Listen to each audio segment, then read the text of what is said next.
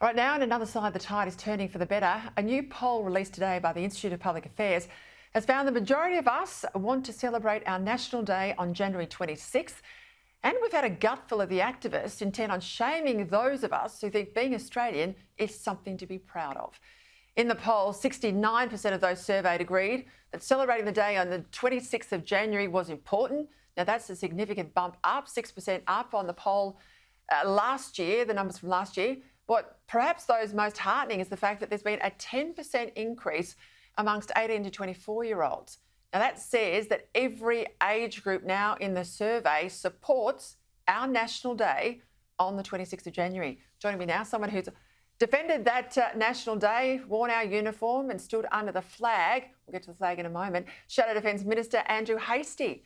Well, Andrew, Peter Dutton, we'll start with Peter Dutton, your boss. He said today, as I said, authentically and simply and directly, that he'll force councils to hold citizenship ceremonies on the 26th. He'll end this 3-day leeway that Labor gave them. Now, clearly going off those IPA polling numbers, he's reading the room, isn't he? Good evening, Peter. He sure is, but we've been hearing this for about 3 to 4 years now. Regular mainstream Australians are sick and tired of being dictated to by a small minority of people. Those Australians are proud of their country, they're proud of their flag, they're proud of what the flag represents, our tradition of ordered liberty, rule of law and parliamentary democracy. And they're also proud of the values it represents of equality, a fair go and mateship. And it's great to see so many Australians who are keen on Australia Day, and it's right for Peter Dutton to insist that local councils do their jobs and administer citizenship ceremonies on Australia Day. What I loved in this poll, Andrew, almost 90% of us, so 86% said they were proud to be Australian. 68% agreed that Australia has a history to be proud of. Now, that really highlights there's a loud minority out there that's trying to dictate how we should feel about our country. But it's not just a silent majority. I mean, these are big numbers. They reject that.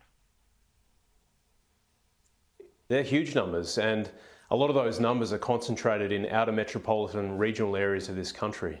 You come down to my neck of the woods in Mandurah, people are very proud of Australia. It's an amazing achievement what we've been able to do over the last few hundred years here in this country, where we have people from all over the world with different backgrounds living together with common aspirations for our future, securely and peacefully. And that's something that we need to celebrate. It didn't just happen, it's been through a lot of hard work. And if we neglect our important traditions, like Australia Day, we're going to lose a lot of the good things in this country, which is why Peter Dutton is so keen to preserve it, and also to insist that as a country, we come together under one flag. Only one flag can represent all of our common aspirations as a people, and that's the Australian flag. And just in that vein, you've got a fantastic campaign running in Canning.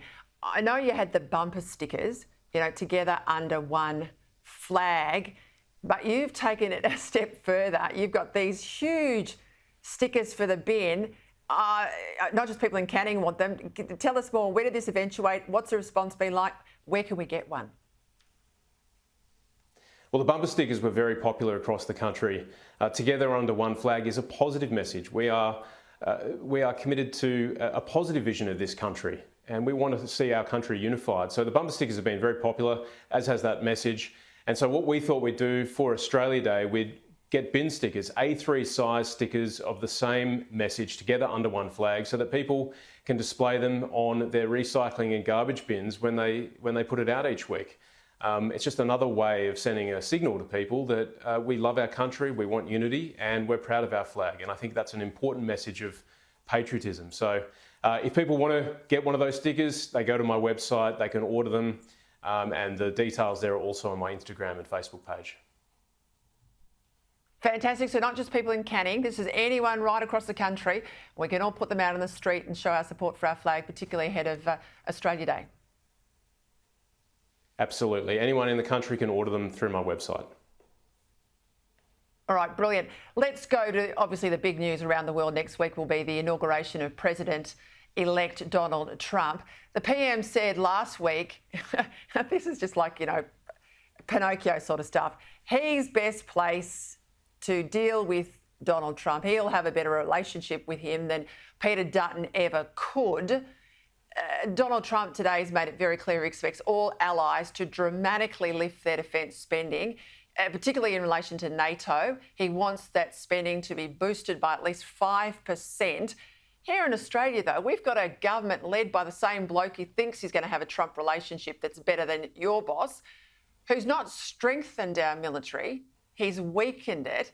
How do you think he's going to go come the 20th of January with the new boss in charge of the White House?